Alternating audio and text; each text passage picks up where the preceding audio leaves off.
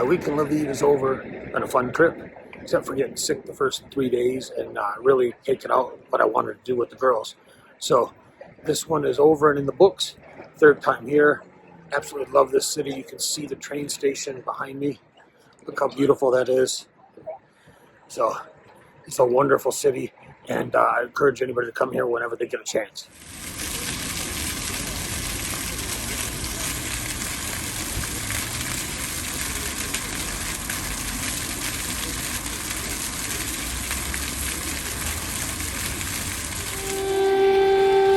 Hear that sound?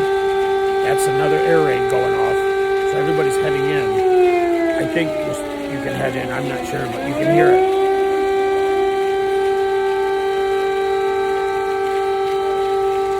So that's the second main one that's been right